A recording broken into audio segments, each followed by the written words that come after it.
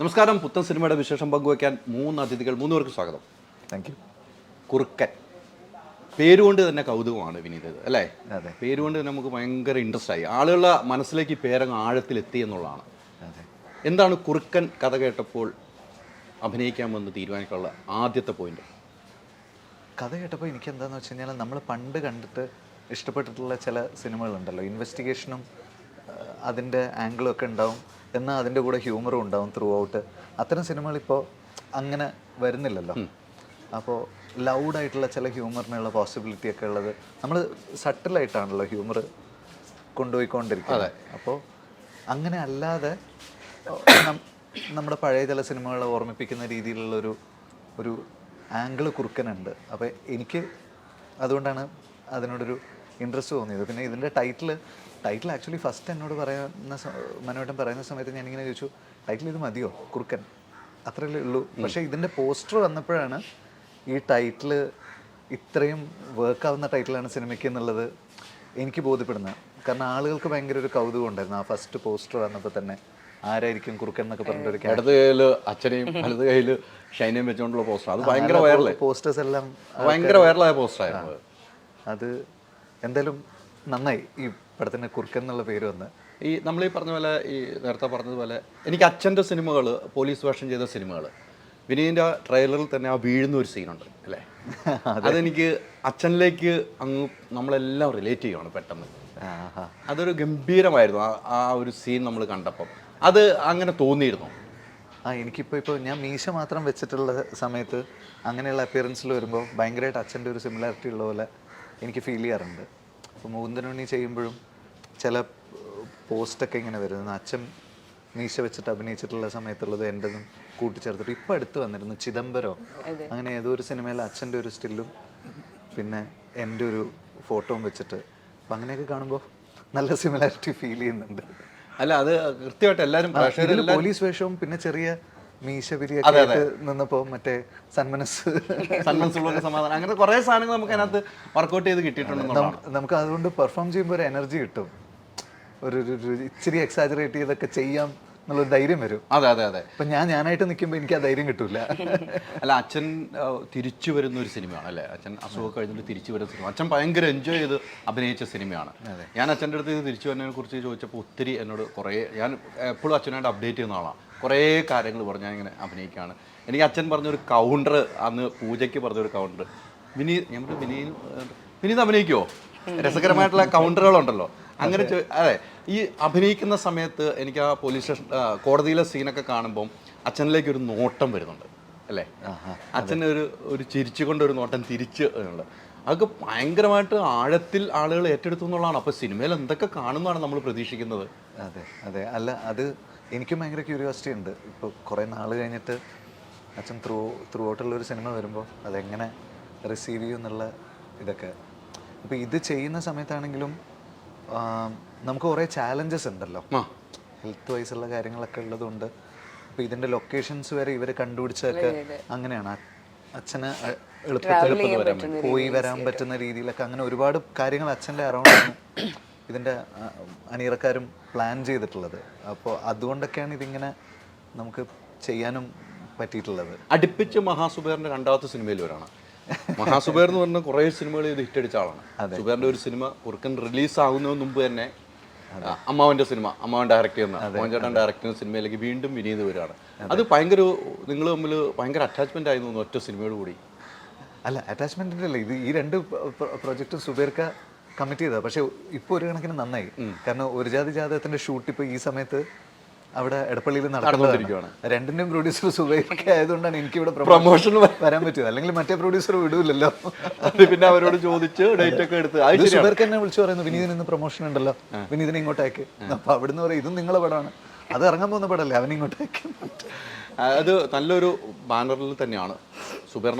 എനിക്ക് വ്യക്തിപരമായിട്ട് ഒത്തിരി അറിയാവുന്ന സുബേർ കുറേ സിനിമകൾ ചെയ്തതാണ്. അല്ല, ഇത് എസ്പെഷ്യലി ഈ ഒരു സമയത്ത് ഒരു പടം റിലീസാവുന്നതിന് മുമ്പ് തന്നെ വേറൊരു പടത്തിൻ്റെ ഷൂട്ട് നടക്കുന്നു, രണ്ടും യാതൊരു പ്രശ്നങ്ങളും ഇല്ലാതെ മുന്നോട്ട് പോകുന്നു എന്നൊക്കെ പറയുന്നത് അത് സുബേർക്കയുടെ എക്സ്പീരിയൻസിൻ്റെ തന്നെയാണ്. തീർച്ചയായിട്ടും അതെ, നല്ലൊരു സബ്ജക്റ്റിൻ്റെ ഭാഗമായിരിക്കണം, അല്ലേ?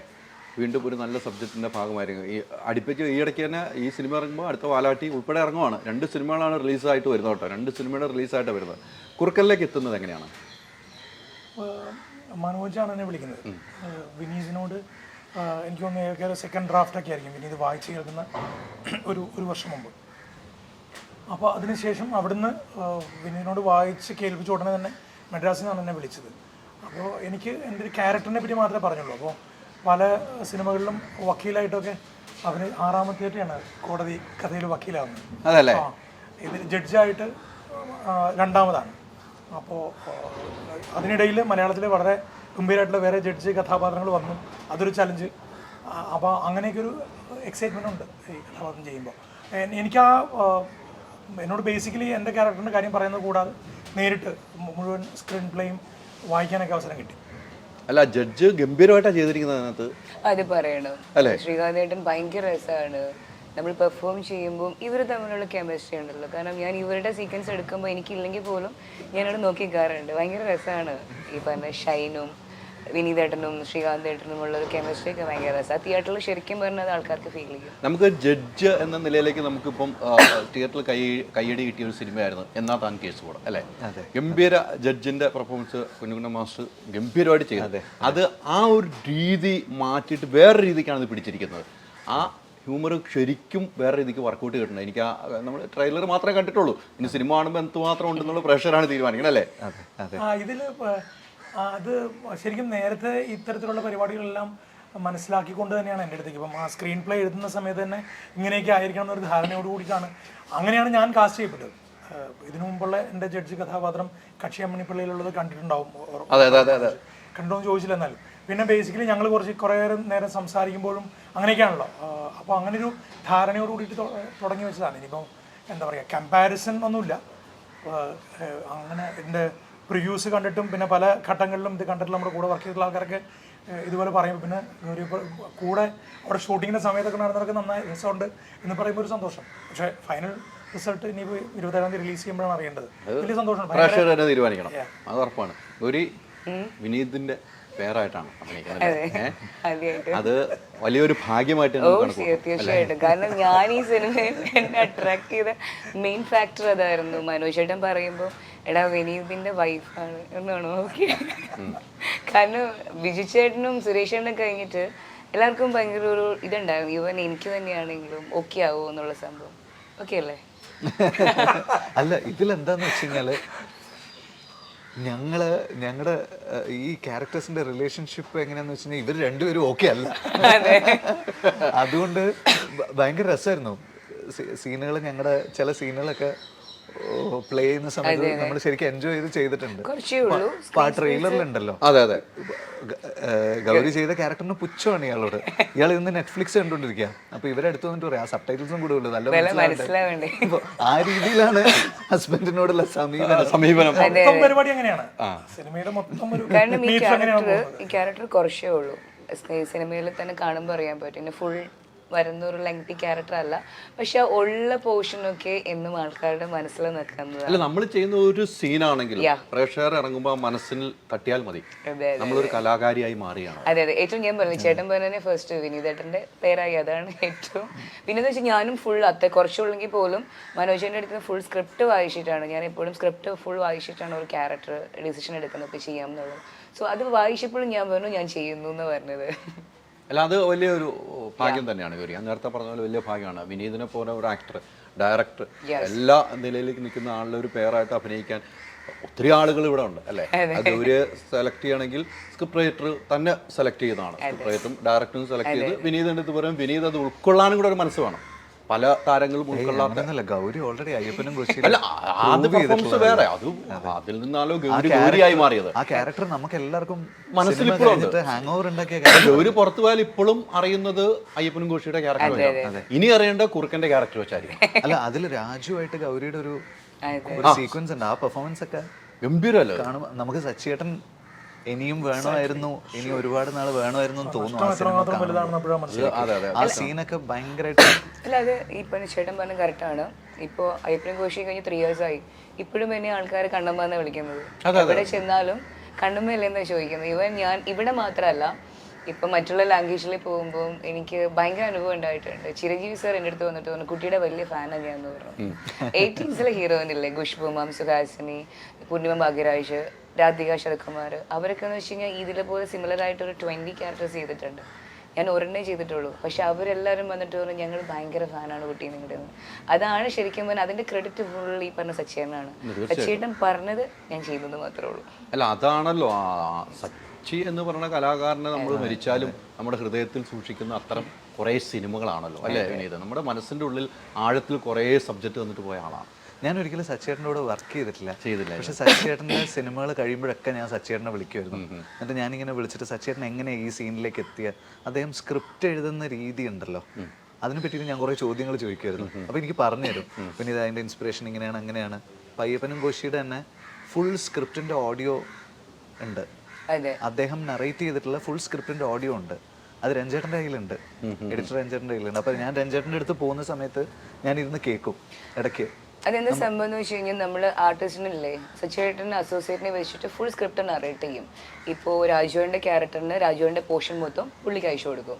ബിജുവേട്ടനാണെങ്കിൽ ബിജുവേട്ടൻ. ഇപ്പോൾ കണ്ണമ്മയാണെന്ന് വെച്ച് കഴിഞ്ഞാൽ കണ്ണമ്മയുടെ മോഡുലേഷനിൽ അവർ എങ്ങനെ റിയാക്ട് ചെയ്യുന്ന ഉൾപ്പെടെ പെർഫോം ചെയ്ത് അദ്ദേഹം സ്ക്രിപ്റ്റ് റീഡ് ചെയ്യും. അതായിരുന്നു സച്ചേട്ടൻ്റെ ഒരു രീതി. വലിയൊരു കോളേജാണ്, സ്കൂളല്ല കോളേജാണ് അല്ലേ? അല്ല ഇപ്പൊ തന്നെ നമ്മൾ ഈ പടത്തിന്റെ ഇടയിൽ സച്ചേട്ടൻ്റെ ഒരു ടോപ്പിക് എന്തോരം പറയാനുണ്ട് അല്ലേ? എന്തോരം പറയാൻ വരുവാണ് നമുക്ക്. അതാണ് അതിനകത്ത് വ്യത്യാസം. അതാണ് അദ്ദേഹം എന്ന് പറയുന്നത് നമ്മുടെ ഹൃദയത്തിൽ ആഴത്തിൽ ഇപ്പോഴും സൂക്ഷിക്കുന്ന ഒരു വ്യക്തി എന്ന നിലയിലാണ് ഞാൻ പറഞ്ഞത്. കുറുക്കനിലേക്ക് നമ്മൾ തിരിച്ചു വന്നാൽ അച്ഛനുമായിട്ട് അച്ഛൻ അസുഖം കഴിഞ്ഞിട്ട് അഭിനയിക്കുന്ന സിനിമയിലേക്ക് അച്ഛനുമായിട്ട് ഈ സബ്ജക്റ്റ് മനോജാണെങ്കിലും അല്ലെങ്കിൽ ഡയറക്ടറാണെങ്കിൽ പറയുന്നു വിനീതുണ്ടെന്ന് പറയുന്നു. അതുപോലെ തന്നെ വിനീതിൻ്റെ അടുത്ത് പറഞ്ഞ് അച്ഛനുണ്ടെന്ന് പറഞ്ഞു. നിങ്ങൾ തമ്മിൽ ഷൂട്ടിന് മുമ്പ് ഇതിനെക്കുറിച്ച് ചർച്ച വല്ലതും ചെയ്തിരുന്നു? ചർച്ചയില്ല, അച്ഛന് ഭയങ്കര ഒരു ആവേശം ഉണ്ടായിരുന്നു. അപ്പോൾ ഇവർ കോസ്റ്റ്യൂം ട്രയലിന് ചെന്ന ദിവസം എനിക്ക് ഫോട്ടോസ് അയച്ചു തന്നിരുന്നു. അതിനു മുമ്പ് ഒക്കെ നമുക്കും ഇങ്ങനെ നമ്മളങ്ങനെ അച്ഛനെ ഭയങ്കര മൊബിലിറ്റിയിൽ ഇങ്ങനെ കാണുന്നില്ലല്ലോ, വീട്ടിൽ ഇങ്ങനെ നിൽക്കുകയാണല്ലോ. അപ്പോൾ ആ കോസ്റ്റ്യൂമൊക്കെ ഇട്ടിട്ട് മനോട്ടൻ ഇങ്ങനെ ഫോട്ടോ അയച്ചപ്പോൾ അച്ഛൻ ഭയങ്കര ഹാപ്പി ആയിട്ട് ചിരിച്ച് നിൽക്കുന്ന ഫോട്ടോസാണ് അയക്കുന്നത്. അപ്പോൾ തൊട്ട് ഫീൽ ചെയ്തിരുന്നു ഇതാണ് അച്ഛനുള്ള ഒരു അച്ഛൻ ആഗ്രഹിക്കുന്ന ഒരു കാര്യം ഇതാണ്. പിന്നെ ഡെയിലി രാവിലെ എഴുന്നേറ്റിട്ട് സ്ക്രിപ്റ്റ് ഇങ്ങനെ മനപ്പാഠം ചെയ്യുന്നതൊക്കെ നമുക്കിങ്ങനെ കേൾക്കാൻ പറ്റും. രാവിലെ നമ്മൾ മോളിൽ നിന്ന്, എൻ്റെ റൂം മുകളിലാണ് കണ്ടനാട് വീട്ടിൽ, അപ്പോൾ മോളിൽ നിന്ന് ഇങ്ങനെ കേൾക്കാം, ഉറക്കെ ഇങ്ങനെ പറഞ്ഞ് പഠിക്കുന്നത് കേൾക്കാം. ഇല്ല ശരിക്കും സാറ് വർക്ക് ചെയ്യുന്ന സമയത്തും ആ പഴയ ഒരു കോമഡി തഗ്ഗൊക്കെ ഉണ്ടല്ലോ, ശരിക്കും നമുക്ക് കിട്ടിയിട്ടുണ്ട്. അത് ഈ സീനിൽ സിനിമയിൽ നമുക്ക് കാണാൻ പറ്റും. കാരണം നമ്മൾ ഇപ്പം ഫിസിക്കൽ വൈസ് ശരിയാണ്, ആൾ ഭയങ്കര ഡൗൺ ആയിട്ട് ഇത്രയും ബെറ്റർ ആയതാണ്. പക്ഷേ എങ്കിൽ പോലും ആ പഴയ ശ്രീനിയേട്ടനുണ്ടല്ലോ, നമ്മൾ ഒരുപാട് ആരാധിച്ചിരുന്ന ഒരു ലെജൻഡ് റൈറ്റർ കം ഡയറക്ടർ ഉണ്ടല്ലോ, ആക്ടർ. സോ അത് ഡെഫിനറ്റ്ലി ഇതിലുണ്ടാവും. അല്ല ഞാനന്ന് ശ്രീചേട്ടൻ അവിടെ വെച്ച് കണ്ടെങ്കിൽ ക്യാരവൽ വെച്ച് ഞങ്ങളൊരു വീഡിയോ എടുത്തത് ഭയങ്കര വൈറലായി. അത് ശ്രീചേട്ടൻ മനസ്സിനല്ലോ ഇനിയെങ്കിലും നന്നായി കൂടെ ഹൈദരാബാദ് എന്നോട് ചോദിക്കുന്നത്. ഞങ്ങൾ വീഡിയോ എടുക്കും, ആ വീഡിയോ പോസ്റ്റ് ചെയ്തിട്ട് കുറേ ആളുകൾ ഏറ്റെടുത്തിട്ട് ഇനിയെങ്കിലും എന്നോട് നന്നായി കൂടെ എന്ന് മറ്റ് കമൻറ്റുകൾ വന്നു. വിനയേട്ടൻ കൂടെ പറഞ്ഞു, അല്ല ശ്രീചേട്ടൻ കൂടെ പറഞ്ഞു ഇനിയെങ്കിലും നന്നായി കൂടെ എന്ന് എന്നോട് ചോദിച്ചാൽ. അപ്പം ആ സമയത്തും അദ്ദേഹം കൊണ്ടുവരുന്ന ആ സാധനങ്ങളുണ്ടല്ലോ മനസ്സിൻ്റെ ഉള്ളിൽ നിന്ന് എപ്പോഴും അങ്ങനെയാണ് ശ്രീചേട്ടൻ. അതിനുശേഷമാണ് ഹൈദർക്ക അല്ല അതിപ്പോ ചോദിച്ചില്ല, പിന്നെ ചോദിക്കാനില്ല, അതുകൊണ്ടൊന്നും തോന്നരുത്. കറക്റ്റ് കൗണ്ടറിൽ വന്നാലേ കാര്യം ഉണ്ടാവുള്ളൂ എന്നുള്ള ഈ പറഞ്ഞതുപോലെ കുറേ കാര്യങ്ങളുണ്ട്. ഷൈനുമായിട്ട് ഈ സിനിമയല്ല, ഷൈനുമായിട്ട് ഞാൻ ഷൈനുമായിട്ട് ഞാൻ വർക്ക് ചെയ്തിട്ടുണ്ട്. അതായത് ട്രാഫിക്കിൽ ഞാൻ വർക്ക് ചെയ്തിട്ടുണ്ട്, ചാപ്പയിൽ വർക്ക് ചെയ്തിട്ടുണ്ട്. ആ സമയത്ത് ഷൈൻ അസോസിയേറ്റ് ഡയറക്ടറായിരുന്നു. അപ്പോൾ ചാപ്പയിലൊക്കെ ഇപ്പം നമ്മൾ അഭിനയിക്കുമ്പോൾ ആദ്യം വന്ന് എ.ഡി. വന്ന് പൊസിഷൻ നിൽക്കുമല്ലോ, പൊസിഷൻ നിൽക്കുന്നത് ഷൈനാണ്. അപ്പം ഷൈൻ വന്ന് പൊസിഷൻ നിൽക്കുന്നത് കണ്ടു കഴിഞ്ഞാൽ ഇവൻ അഭിനയിച്ചൂടെ നമുക്ക് തോന്നും. അപ്പോൾ കാരണം ഷൈൻ ആ ഒരു ആറ്റിറ്റ്യൂഡിലാണ് വന്ന് നിൽക്കുന്നത്. അപ്പോൾ അപ്പോഴേ ഇങ്ങനെ ഷൈന് സമീർക്ക് ഇങ്ങനെ പറയായിരുന്നു, ഷൈൻ ഗദ്ദാമയിൽ അഭിനയിച്ചിട്ടുണ്ട്, അപ്പോൾ അഭിനയിക്കാൻ ഭയങ്കര താല്പര്യമുള്ള ആളാണ് എന്നൊക്കെ ഇങ്ങനെ പറയായിരുന്നു. പിന്നീടാണ് ഷൈൻ സിനിമയിൽ അങ്ങനെ ഫുൾ ഫ്ലെജ്ഡ് ആയിട്ട് വരുന്നത്. ആക്ടറായിട്ട് ഞാൻ ഫസ്റ്റ് ടൈം ആണ് വർക്ക് ചെയ്യുന്നത്. ഈ സിനിമയിലാണ് നിങ്ങൾ കോമ്പിനേഷൻ ഉൾപ്പെടെ വരുന്നത് അല്ലേ? എങ്ങനെ ഉണ്ടായിരുന്നു ആ ഷൈൻ്റെ ഒരു വൈബ്? അവിടെ ലൊക്കേഷൻ അടിപൊളിയായിരിക്കും. ഷൈൻ ഉണ്ടെങ്കിൽ ഒരു ഐറ്റം ഉണ്ടാവും, ഷൈനുള്ള സ്ഥലത്ത് ഒരു ഐറ്റം ഉണ്ടാവും. സെറ്റ് ഫുള്ളി ഇപ്പം സൈലന്റ് ആണെങ്കിൽ ആൾ എൻട്രി ആയി കഴിഞ്ഞാൽ പിന്നെ നമ്മൾ എല്ലാവരും ഓക്കെയാണ്. സ്ഫോടനാത്മകമായി അല്ല, നല്ലൊരു കലാകാരൻ തന്നെയാണ്, ഇല്ലാന്ന് ഒരിക്കലും പറയാം. നല്ലൊരു കലാകാരന് അത് ഒരു സിനിമയ്ക്ക് വേണ്ടത് അദ്ദേഹം കൃത്യമായിട്ട് ആ സമയങ്ങളിൽ തരുന്ന ഒരു വ്യക്തി. ഇല്ല, അത് പറയണ ആവശ്യമില്ല. ഇതിൽ ഗംഭീര ക്യാരക്ടറാണ്. വിനീതന്റെ ഒപ്പം തന്നെ ഗംഭീര ക്യാരക്ടറാണ് പുള്ളിയുടെ. ഒരു രക്ഷയില്ലാത്ത ക്യാരക്ടറാണ്. അത് പറയുമ്പോൾ ഇങ്ങോട്ട് പറയണോ, ഒരു രക്ഷയില്ല, ഇപ്പോഴേ പറഞ്ഞേക്കാം. ട്രോൾസ് അല്ല, നല്ലൊരു സബ്ജക്റ്റ് ആണ്. അല്ല ചേട്ടൻ, ഞാൻ പറയട്ടെ, ആഫ്റ്റർ കുറുക്കൻ റിലീസ് വിനീതേട്ടൻ എന്തായാലും സോഷ്യൽ മീഡിയയിൽ നിറഞ്ഞു നിൽക്കുന്നുള്ള കാര്യത്തിൽ ഇപ്പോഴേ ഗ്യാരണ്ടിയാണ്. ഏത് രീതിയിലാണെന്നാണ് എനിക്കറിയാത്തത്. നമ്മൾ നെഗറ്റീവ് ആയാലും പോസിറ്റീവ് ആയിട്ട് സ്വീകരിക്കാൻ തയ്യാറായി. ചേട്ടാ നെഗറ്റീവ് ഇല്ല ചേട്ടാ, പടത്തിനുള്ളിൽ പോസിറ്റീവ് മാത്രമേ ഉള്ളൂ. കുറച്ച് നെഗറ്റീവ് നമ്മുടെ വളർച്ച കൂടുന്നത് എന്നാണ് ഞാൻ കണക്കൂട്ടുന്ന ആള്, അല്ലേ? അതെ, അങ്ങനെയല്ലേ? നമ്മൾ അത് ഇവിടെ കേൾക്കുക, ഇതിലങ്ങ് പോവാം. അതെ. അല്ല, ഇതിവിടെ അടച്ചു വെച്ച് കഴിഞ്ഞാൽ പിന്നെ നമുക്ക് ടെൻഷൻ ആവും. കാരണം എന്താണെന്ന് അറിയോ, നമ്മൾ ലൈവായിട്ട് കണ്ടതാണ് വിനീതേട്ടന്റെ ക്യാരക്ടറും പെർഫോമൻസും. അതുകൊണ്ടാണ് ഇത്ര ഗ്യാരണ്ടി ആയിട്ട് പറഞ്ഞത്. ട്രെയിലറിൽ തന്നെ ഈ പറഞ്ഞ പോലെ എല്ലാ ആൾക്കാരും ചിരിക്കുന്നത് ലാസ്റ്റ് വിനീതേട്ടന്റെ ഡയലോഗിലാണ്. അല്ല, നമുക്ക് അങ്ങനെ ചെയ്യാൻ പറ്റുന്ന രീതിയിൽ കുറെ സീനുകളുണ്ട്. കുറച്ച് സ്കെയിൽ അപ്പ് ആണ് ക്യാരക്ടർ, കുറച്ചൊന്ന് മീറ്റർ പെർഫോമൻസിന്റെ കുറച്ച് ലൗഡാണ്. സാധാരണ നമുക്കത് ചെയ്യാൻ പേടി തോന്നും. ഈ സിനിമ ചെയ്യുമ്പോൾ നമുക്ക് ഫ്രീ ആയിട്ട് അത് ചെയ്യാൻ പറ്റുന്നുണ്ടായിരുന്നു. എനിക്ക് കൂടുതൽ കോമ്പിനേഷൻ, ഇപ്പോൾ ഗൗരി ആയിട്ടുള്ള സീൻസൊക്കെ സട്ടിലായിട്ടുള്ള സംഗതികളാണ്. ഗൗരി എന്നെ ഇങ്ങോട്ട് തగ్గടിച്ച് താഴെ ഇടുകയാണ്. അപ്പോൾ ബാക്കി അശ്വത്തിന്റെ കൂടെയും ശ്രുതിയുടെ കൂടെയുള്ള സീനിലൊക്കെ ചില സംഭവങ്ങളുണ്ട്. എന്താണെന്ന് വെച്ചാൽ നമ്മൾ സ്ക്രിപ്റ്റ് വായിക്കുമ്പോൾ ഈ സീൻ ഞാൻ മനോജിന്റെ അടുത്ത് റിക്വസ്റ്റ് ചെയ്തിട്ടുണ്ട്, ഈ സീൻ എടുക്കുമ്പോൾ എന്നെ പുറത്താക്കരുത് സെറ്റിൽ നിന്ന്. കാരണം എനിക്ക് കാണണം ഈ മനുഷ്യൻ എങ്ങനെയാണ് പെർഫോം ചെയ്യുന്നത് എന്നുള്ളത്. ഡയറക്ടറുടെ അടുത്തും റൈറ്ററിന്റെ അടുത്തും റിക്വസ്റ്റ് ചെയ്ത് നിന്ന സീക്വൻസ് ഉണ്ട്. അത് നിങ്ങൾ തിയേറ്ററിൽ കണ്ടാൽ മതി. തീർച്ചയായും തിയേറ്ററിൽ കാണാൻ വേണ്ടി ആകാംക്ഷയോടെയാണ് നിൽക്കുന്നത്. നമ്മളൊന്നും, ഞാൻ സുബേറിന്റെ അടുത്തൊന്നും സിനിമ കാണിക്കാന്ന് വെച്ചാലും കാണിച്ചു തന്നിട്ടില്ല. തിയേറ്ററിൽ കണ്ടാവുന്ന സുബേർ അത്രയും ബന്ധമുണ്ടായിട്ടുള്ള കാണിച്ചിരുന്നതന്നെ പറയണത്. ഇടയ്ക്ക് ഡബ്ബിങ്ങിന്റെ സമയത്ത് ഞാൻ അവിടെ പോയി കുറച്ച് കണ്ടിരുന്നു. അതാ ശരിക്കും ഇതിന്റെ ഒരു എക്സൈറ്റിംഗ് ആയിട്ടുള്ള ഫാക്ടർ. എനിക്ക് പേഴ്സണലി വിനീതിനെ എത്രയോ വർഷമായിട്ട് വിനീതിനെ എനിക്കറിയാം, എത്രയോ കാലമായിട്ട്. ഞങ്ങൾ സിനിമയൊന്നും ചെയ്തില്ലെങ്കിലും ഞങ്ങൾ നിരന്തരം കാണുകയും കമ്മ്യൂണിക്കേറ്റ് ചെയ്തുകൊണ്ടിരിക്കുന്ന ആൾക്കാരാണ് പറ്റുമ്പോഴൊക്കെ. വിനീത് പോലീസാവുക, വിനീതിൻ്റെ സിനിമാക്കാരൻ എന്നുള്ള നിലയ്ക്ക് വിനീത് ചെയ്യുന്ന ഓരോ കാര്യങ്ങളും നമ്മളൊക്കെ അപ്ഡേറ്റ് ചെയ്യുന്നുണ്ടല്ലോ. വിനീത് പോലീസ് വേഷം കെട്ടുന്നു എന്ന് പറയുന്നത്, പോലീസുകാരനാവുന്നു എന്ന് പറയുന്നത് എന്നെ സംബന്ധിച്ചിടത്തോളം വളരെ ആങ്സൈറ്റി ഉണ്ടാക്കുന്ന ഒരു പരിപാടിയാണ്. ശരിക്കും ഈ സിനിമയുടെ കഥ കേൾക്കുന്നതിന്, സ്ക്രീൻ പ്ലേ കേൾക്കുന്നതിന് മുമ്പ് വിനീത് പോലീസുകാരനായി എങ്ങനെ ഇരിക്കും എന്നറിയാനുള്ള എക്സൈറ്റ്മെൻ്റ് ആണ്. ആ കൂടെ ശ്രീനിയേട്ടനും ഉണ്ടെന്ന് പറയുമ്പോഴുണ്ടാകുന്ന എക്സൈറ്റ്മെൻ്റ് ഉണ്ടല്ലോ, അത് എല്ലാ അർത്ഥത്തിലും കാസ്റ്റിംഗ് വൈസായാലും അതിൻ്റെ ഈ പറയുന്ന സിനിമയുടെ ഏറ്റവും പ്രധാനപ്പെട്ട അട്രാക്ഷൻ എന്ന് പറയുന്നത് തന്നെയാണ് ഈ രണ്ടുപേരുടെ കോമ്പിനേഷൻ. ഈ പറഞ്ഞ പോലെ ശ്രീനി സാറിന്റെ ക്യാരക്ടറും ഒരു രക്ഷയില്ല. പിന്നെ നമുക്ക് ശ്രീനിയേട്ടൻ്റെ ഒപ്പം സ്ക്രീൻ ഷെയർ ചെയ്യാൻ പറ്റിയ ശ്രീനിയേട്ടൻ്റെ സ്കൂള് അന്നത്തെ കാലത്ത് ഈ പറയുന്ന നമ്മളുടെ ടെക്നിക്കാലിറ്റീസ് അത് പ്രത്യേകം പറയണം. വീഡിയോ അസിസ്റ്റൊക്കെ ഒന്നും ഇല്ലാതിരുന്ന കാലത്ത് ക്യാമറാമാൻ മാത്രം എന്താണ് സംഭവിക്കുന്നതെന്ന് അറിഞ്ഞിരുന്നൊരു കാലത്തെ സ്കൂളാണത്. അപ്പോൾ അദ്ദേഹം ഓരോ സീനും, ഇപ്പം വിനീത് പറഞ്ഞല്ലോ താഴത്തുനിന്ന് ഡയലോഗ് പഠിക്കുന്നത് കേട്ടു എന്നൊക്കെ പറഞ്ഞു. അപ്പോൾ ശ്രീനേട്ടൻ്റെ ഒരു എക്സസൈസ് ഒക്കെ ഉള്ളത് ആ പഴയ സ്കൂളിൻ്റെ ഒരു കൃത്യതയാണ്. ഷോട്ടിന് ശ്രീനേട്ടൻ വന്ന് നിന്നിട്ട് സിനിമാറ്റോഗ്രാഫർ ഇങ്ങോട്ട് നോക്കണം എന്ന് പറയുമ്പോൾ ശ്രീനേട്ടൻ നിൽക്കുന്നത് കണ്ടറിയാം. അന്നത്തെ ആ സ്കൂളിൻ്റെ ഒരു പെർഫെക്ഷൻ അതിനുണ്ട്. ഡയലോഗ് പറയുമ്പോഴൊക്കെ ശ്രീനേട്ടൻ എടുക്കുന്നൊരു ക്യൂ വാങ്ങുമ്പോഴൊക്കെയുള്ള ഒരു അത് ശരിക്കും അത് അടുത്ത് നിന്ന് എക്സ്പീരിയൻസ് ചെയ്യാൻ പറ്റി. ഇപ്പോൾ ഓഫ് കോഴ്സ് വിനീത് ഇതിനു മുമ്പ് ശ്രീനേട്ടൻ്റെ കൂട്ടത്തിൽ സിനിമകൾ ഒരുമിച്ച് അച്ഛൻ മകനൊക്കെ അഭിനയിച്ചിട്ടുണ്ടെങ്കിലും ഈ സിനിമയിൽ കുറച്ച് ഡൊമിനൻ്റ് ആയിട്ടുള്ളൊരു ഷൗട്ട് ചെയ്യാനൊക്കെ പറ്റുന്നൊരു കഥാപാത്രമാണിത്. ഈ പോലീസ് പിന്നെ കുറേ കാലം കഴിഞ്ഞിട്ടാണ് അഭിനയിക്കുക. അപ്പോൾ ഇതൊക്കെ ഞങ്ങൾക്ക് അവിടെ കാണാൻ പറ്റി സെറ്റിൽ. ശരിക്കും ഭയങ്കര രസമുള്ളൊരു 10-15-20 ദിവസത്തോളം ഉണ്ടായിരുന്നു ആ കോർട്ടിൻ്റെ അകത്ത്. അല്ല, നിങ്ങൾ പറയും തോറും നമുക്ക് ആവേശം കൂടുകയാണ്. ശരിക്കും ഞാൻ ആവേശം പറഞ്ഞത് സത്യസന്ധമായിട്ടാണ്. നിങ്ങൾ പറയും തോറും നമുക്കിത് കാണാൻ ഈ ദിവസത്തിന് വേണ്ടി കാത്തിരിക്കുകയാണ് പ്രേക്ഷകർ. ഞാൻ ഉൾപ്പെടെ ഉള്ള കാത്തിരിക്കുകയാണ്. തന്നെയല്ല, നേരത്തെ പറഞ്ഞല്ലോ ഈ ശാരീരികമായിട്ടുള്ള ക്ഷീണം എന്നൊക്കെ പറയുന്നതൊക്കെ ഒന്നുമല്ല നമുക്ക് മനസ്സിലാവും. കാരണം ശ്രീനിയേട്ടൻ ശരിക്കും ജീവിക്കുന്നത് സിനിമയ്ക്കുള്ളിൽ ഈ അതിൻ്റെ പ്രോസസ്സിനുള്ളിലാണ്. ക്യാമറയൊക്കെ വന്ന് നിൽക്കുമ്പോൾ അതുവരെ ശ്രീനേട്ടനടുത്ത് സ്വസ്ഥമായിട്ടിരിക്കുകയാണെങ്കിൽ ഷോട്ട് റെഡി എന്ന് പറയുമ്പോൾ ശ്രീനേട്ടൻ എഴുന്നേറ്റ് നടന്നു വന്ന് നിൽക്കുന്നതും ആ ഷോട്ടിന് പ്രിപ്പയർ ചെയ്യുന്നതും ഷോട്ട് ഓക്കെ ആണെന്ന് പറയുന്നത് വരെ 2-3 ടേക്ക് നടന്നു വന്ന് നിൽക്കുന്ന ഷോട്ടൊക്കെ ഉണ്ട്. അതൊക്കെ ആ ടേക്ക് ഓക്കെ ആണെന്ന് പറയുമ്പോൾ ശ്രീനേട്ടൻ്റെ മുഖത്തെ ആ ഒരു എക്സ്പ്രഷനും അതിനുശേഷം തമാശ ഇടയ്ക്ക് സത്യൻ നിഗാഡ് സാറൊക്കെ സെറ്റിൽ വന്നു. അപ്പോൾ ആ സമയത്തൊക്കെ അറിയാലോ സത്യൻ സാറും ശ്രീനേട്ടനുള്ള കോമ്പിനേഷനൊക്കെ ആ സമയങ്ങളൊക്കെ നമ്മളിങ്ങനെ പ്രേക്ഷകരായിട്ട് കാണാം. ഞാനിപ്പോൾ ഇങ്ങനെ മിണ്ടാണ്ടിനൊക്കെ സംസാരിക്കുമ്പോൾ ഞാൻ നിശബ്ദനായിട്ട് ആലോചിക്കുകയായിരുന്നു. അപ്പോൾ അതൊക്കെ ആയിരുന്നു ഈ സിനിമയിലെ ഞാൻ വീട്ടിൽ കൊണ്ടുപോകുന്ന സാധനങ്ങൾ, അല്ലെങ്കിൽ ഞാനെപ്പോഴും ചെറിഷ് ചെയ്യുന്ന മൊമെന്റ്സ്. കാരണം സാറിന് ശരിക്കും പറഞ്ഞാൽ സിനിമയാണ് മെഡിസിൻ എന്ന് നമുക്ക് അവിടെ ലൊക്കേഷൻ തീർച്ചയായും അത് കൃത്യമായിട്ട് ഗൗരി പറയുന്നൊരു കാരണം എന്ന് വെച്ച് കഴിഞ്ഞാൽ അത്രയും കാലം ഫിസിക്കൽ പ്രോബ്ലം ഉണ്ടെങ്കിൽ പോലും സാർ ലൊക്കേഷനിൽ വന്ന് ഞാൻ പറയും തഗ്ഗടിക്കും പഴയ ഗൗരി പറഞ്ഞ പോലെ ഉഗ്രൻ കൗണ്ടറുകൾ വരും. അതെ തഗ് എന്ന് വെച്ചാൽ നമ്മൾ അലക്കും തിരിച്ചപ്പോ കൗണ്ടർ അതിനൊരു മാറ്റമില്ല അവിടെ. ആ ഏരിയക്ക് ഒന്നും പറ്റിയില്ല, ആ ഏരിയക്ക് ഒന്നും പറ്റിയിട്ടില്ല. അതെനിക്ക് ഇപ്പോഴാണ് ആ ഏരിയക്ക് ഒന്നും ഇതുവരെ സംഭവിച്ചിട്ടില്ല. പറഞ്ഞാൽ പൂർവാധികം എഡ്ജിയായി മൂർച്ച കൂടിയെന്ന് സംശയം. അത്ര മൂർച്ച വേണ്ട എന്ന് തോന്നുന്നത് അത് കറക്റ്റാട്ടോ. ആ ഏരിയക്ക് ഒന്നും പറ്റില്ല. പക്ഷെ നമുക്കതാണ് ഇഷ്ടം.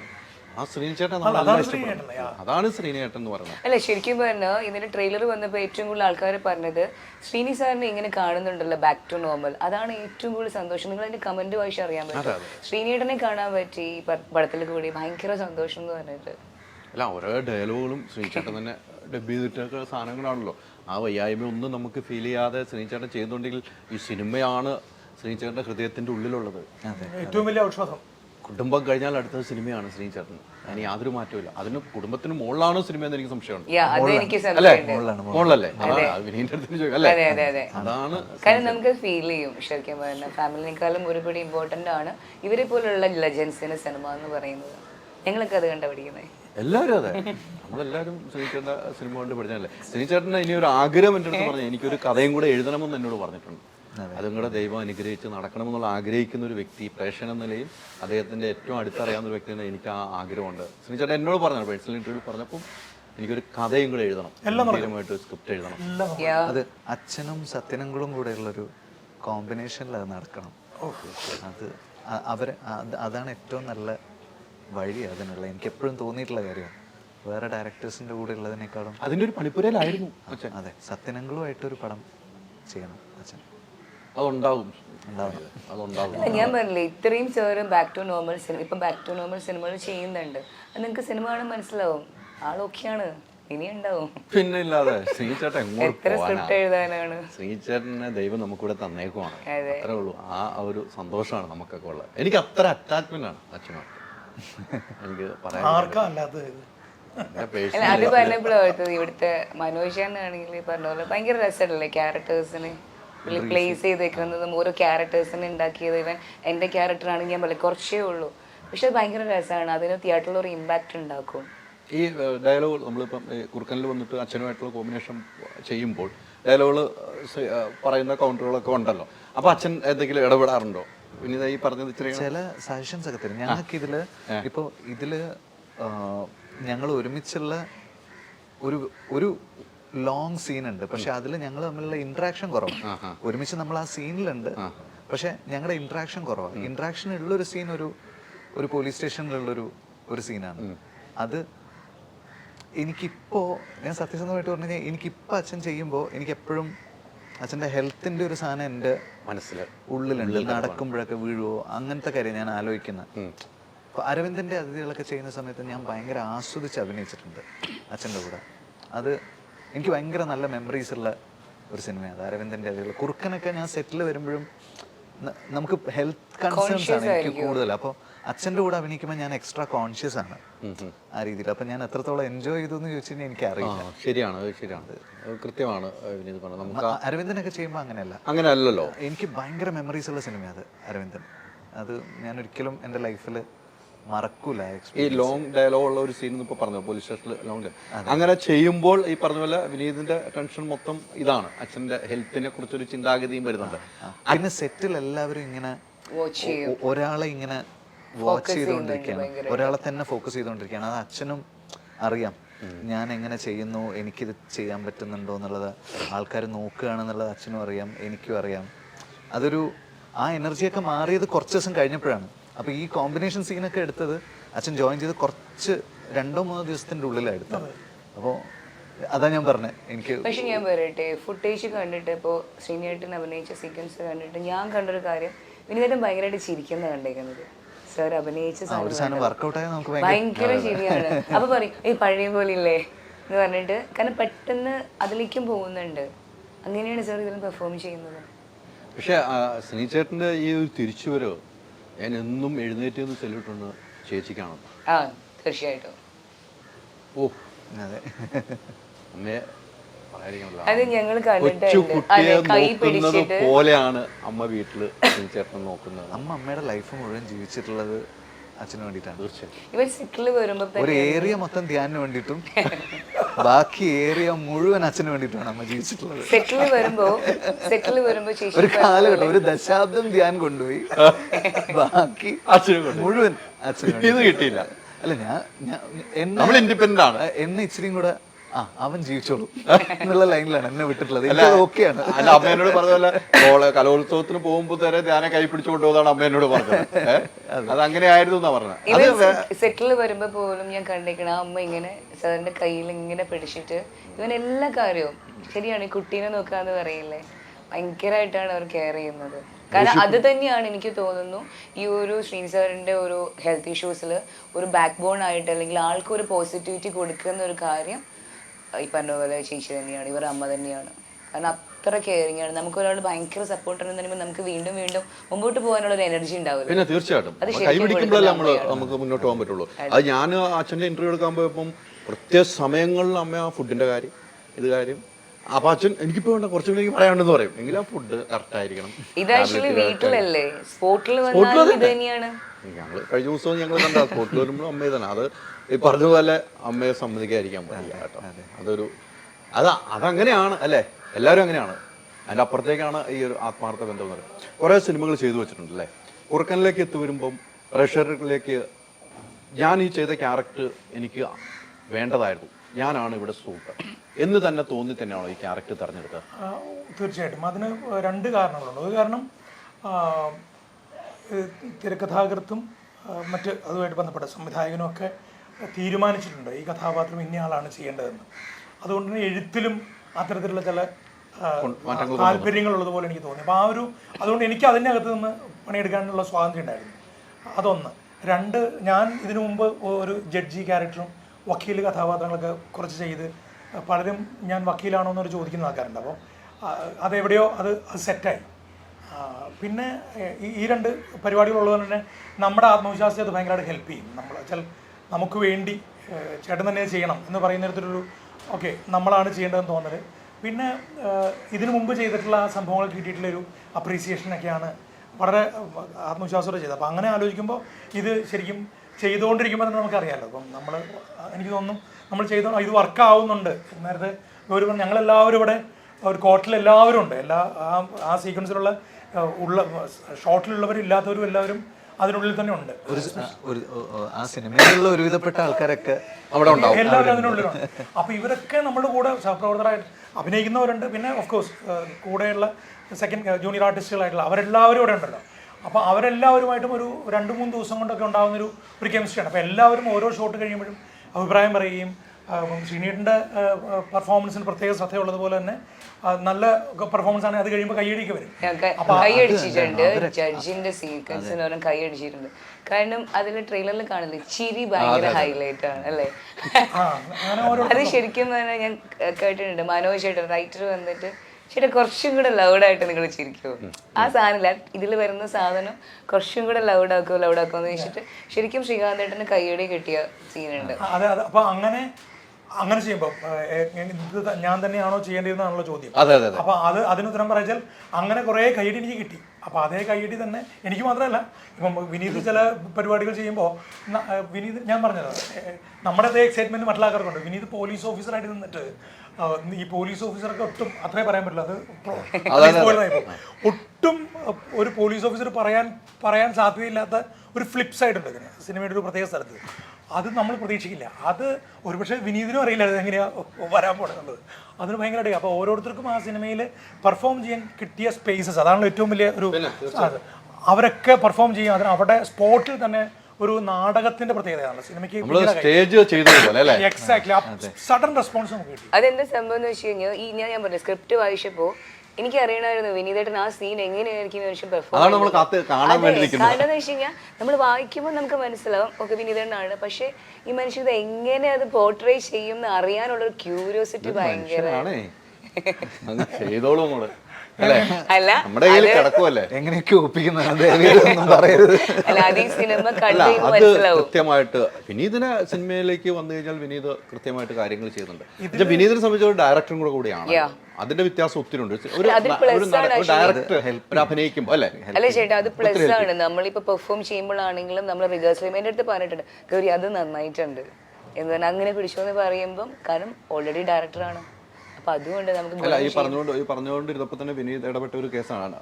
പറഞ്ഞപ്പോൾ ആ കയ്യടി അവിടെ കിട്ടുന്നു എന്ന് പറയുമ്പോൾ ഒരു സന്തോഷം അല്ലേ. അതെ. അല്ല അത് അച്ഛൻ്റെ കേസിൽ ഇപ്പൊ കോർട്ട് റൂം എക്സ്റ്റെൻസീവായിട്ട് ഞാൻ ഇതിനു മുമ്പ് ഷൂട്ട് ചെയ്തിട്ടില്ല. മൂന്തനുണ്ണിയിലൊക്കെ കോടതി മുറിക്കകത്തുള്ള സീനുകൾ വളരെ കുറവാണ്. അപ്പോൾ ഈ കോർട്ട് റൂം ഡ്രാമ എന്ന് പറയാൻ പറ്റില്ല. പക്ഷേ സിനിമ തുടങ്ങുന്നതും പിന്നെ സിനിമയുടെ ഒരു പിവറ്റലായിട്ടുള്ള സീനും കുറച്ചധികം ദിവസം നമ്മൾ കോടതിയിൽ സ്പെൻഡ് ചെയ്തിട്ടുണ്ട്. അപ്പോൾ അവിടെയുള്ള ജൂനിയർ ആർട്ടിസ്റ്റ് ഉണ്ടല്ലോ, വന്നിരിക്കുന്ന ആൾക്കാരുണ്ടല്ലോ, അപ്പോൾ അവർ അച്ഛൻ എന്തെങ്കിലും ഒരു സാധനം പറയുന്ന സമയത്ത് അവർ കൈയടിക്കുകയും ഒക്കെ ചെയ്യുന്ന സമയത്ത് അച്ഛന് കിട്ടുന്ന ഒരു എനർജി ഭയങ്കര അത് ഭയങ്കരമായിട്ട്. ഇത് നമ്മൾ തിയേറ്ററിൽ ഒരു പെർഫോമൻസ് കാണില്ലേ, നമ്മൾ അറിയാണ്ടല്ലേ കൈയടിക്കുന്നത്. ഇതാണ് അവിടെ സംഭവിക്കുന്നത്. നമ്മൾ പ്ലാൻ ചെയ്തു ഓക്കെ ശ്രീനിയേട്ടൻ പെർഫോം ചെയ്യുന്നു, ലാസ്റ്റ് കൈയടിച്ച് കൊടുക്കണം, ഇതല്ല സംഭവം. ഇവര് പെർഫോം ചെയ്യുന്ന കണ്ടിട്ട് നമ്മൾ അറിയാണ്ട് കൈയടിച്ചു പോകുന്നത്. ഇവിടെ കുറുക്കൻ ആരാണെന്നുള്ള ചോദ്യമാണ് ബാക്കി തിയേറ്ററിൽ പോയാൽ മാത്രമേ കുറുക്കൻ ആരാണെന്ന് അറിയാം. ഒത്തിരി പേര് ചോദിക്കുന്നുണ്ട് കുറുക്കൻ ആരാണെന്ന്. കഴിഞ്ഞ സാറ് പറഞ്ഞു സുബേർക്കാന്ന്. സുബേർക്ക് കേട്ട് സുബേർക്ക് ചിരിച്ചിട്ട് പോയി. അത് ചിരിയല്ലേ ഉള്ളൂ, സുബേറിന് എപ്പോഴും ചിരിയല്ലേ, ചിരി മാത്രമേ ഉള്ളൂ, വേറെ ഒന്നുമില്ലല്ലോ. അല്ല സുബേർ ചിരിക്കുന്ന പോലെ തന്നെ വിനീതും എപ്പോഴും ചിരിയുള്ളൂ. ഞങ്ങൾ തമ്മിൽ കറക്റ്റ് അല്ലേ, ചിരിയുടെ കാര്യത്തിൽ കറക്റ്റാണ് ഞാൻ പറഞ്ഞത്. സുബേറിനും ചിരി മാത്രമോ.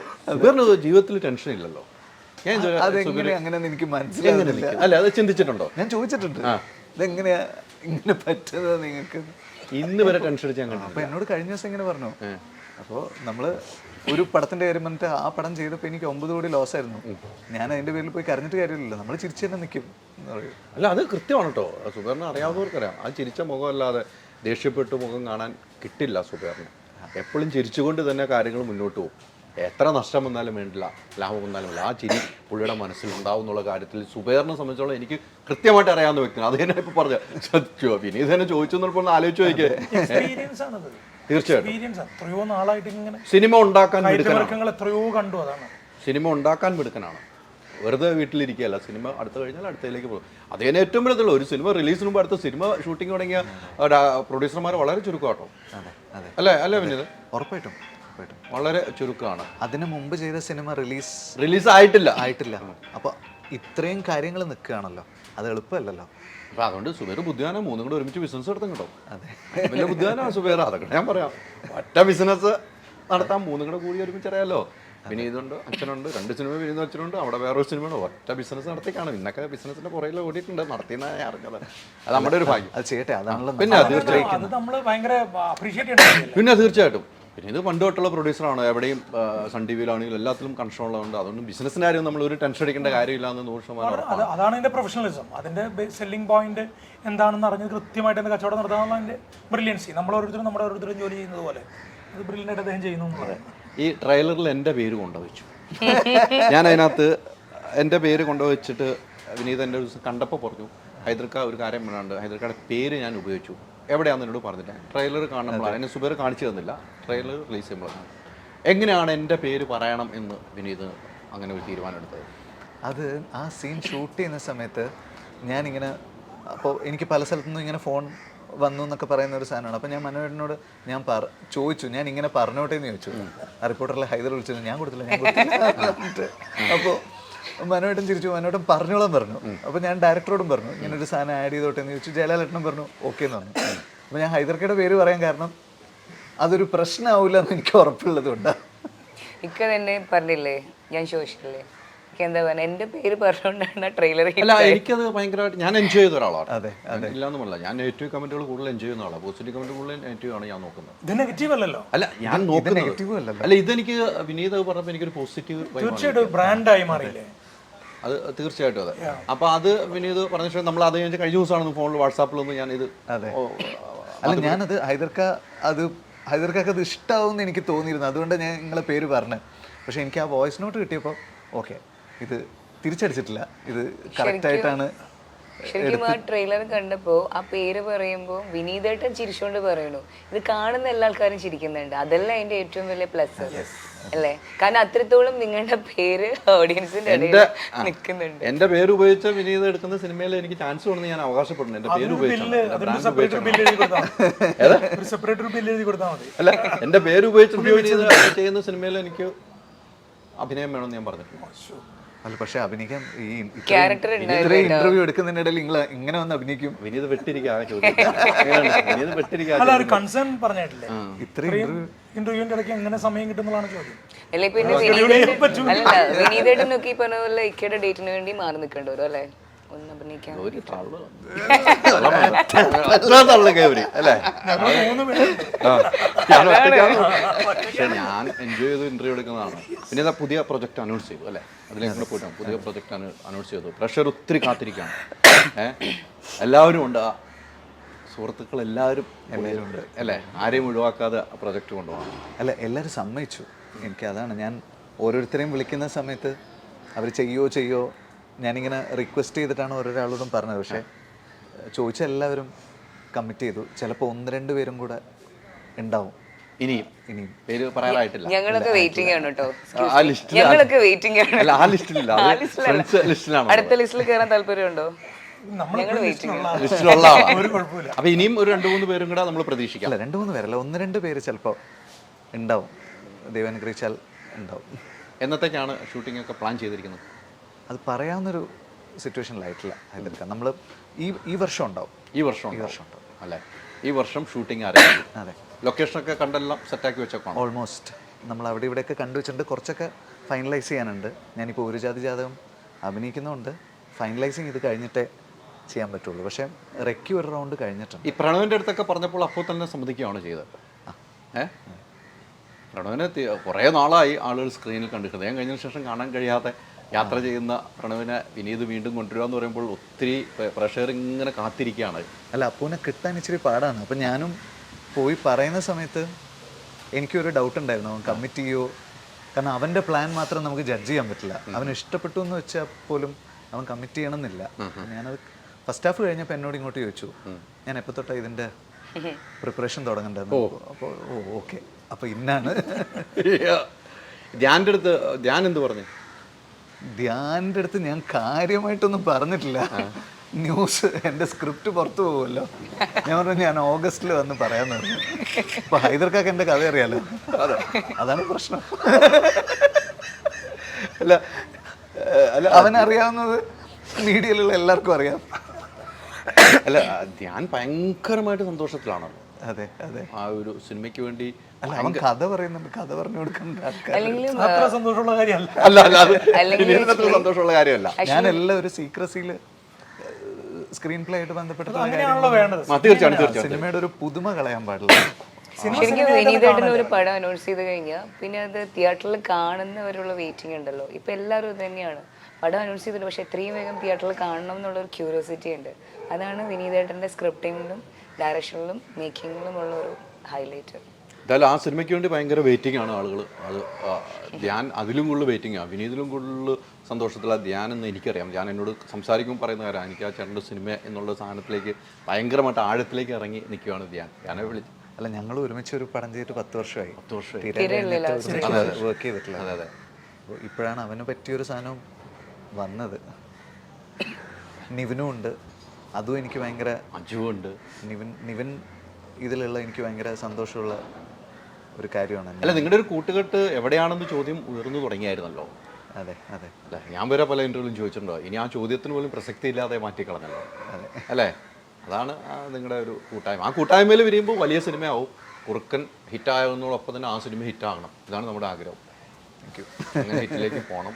ഈ പറഞ്ഞതുപോലെ വിനീതിൻ്റെ കയ്യിൽ നിന്നും ഇനിയും സിനിമകൾ വരണം. കുറുക്കൻ സൂപ്പർ ഹിറ്റാകട്ടെ. കുറുക്കൻ നമ്മൾ പ്രതീക്ഷിക്കുന്ന അപ്പുറത്തേക്ക്. തീർച്ചയായിട്ടും ഈ സിനിമ എല്ലാത്തരം പ്രേക്ഷകർക്കും കാണാൻ പറ്റിയൊരു സിനിമയാണ്. കൂടുതലായിട്ട് തിയേറ്ററിൽ കുറച്ച് സമയം മനസ്സ് തുറന്ന് ചിരിക്കണം എന്ന് ആഗ്രഹിക്കുന്നവർക്ക് ഡെഫിനറ്റ്ലി പടം ഇഷ്ടപ്പെടും. അല്ല, ഇത്തരം ഒരു കഥകളൊക്കെ വന്നിട്ട് കുറേ ആയി കാണുമെന്ന് എനിക്ക് തോന്നുന്നു. സിനിമകൾ നല്ല സിനിമയാണെങ്കിൽ പ്രഷർ ഏറ്റെടുക്കും. അല്ല, ഹ്യൂമർ ഉള്ള സിനിമകൾ ഇപ്പോൾ ആൾക്കാർക്ക് കാണാൻ ഭയങ്കര ഇഷ്ടമാണ്. അതാണ് ഞങ്ങൾക്ക് ഇതിലുള്ള ഹൈലൈറ്റ്. അതാണ് പ്രതീക്ഷ. ഇതിലെ ഹ്യൂമർ വർക്കായ ഈ സിനിമ നന്നായി വർക്കാവാൻ സാധ്യതയുള്ള സിനിമയാണ്. അതാണ് ഞാൻ ഫസ്റ്റ് പറഞ്ഞത്, ഈ സിനിമയിലെ കുറച്ച് പോർഷൻസ് ഈ പറഞ്ഞ പോലെ സോഷ്യൽ മീഡിയയിൽ അത്യാവശ്യം വൈറലാകാനുള്ള കണ്ടന്റ് ഉള്ള സാധനങ്ങളാണ്. അപ്പൊ എനിക്കൊക്കെ പണിയായിരുന്നു ചുരുക്കം. അല്ലേ? ആ വൈറലല്ല, ലാഫിംഗ് വൈറലുണ്ടല്ലോ. അല്ല നമ്മള് അത് നമ്മൾ ഈ സിനിമയുടെ, ഞാൻ ഈ കുടുംബത്തിലെ അംഗമാണല്ലോ. ഓക്കെ.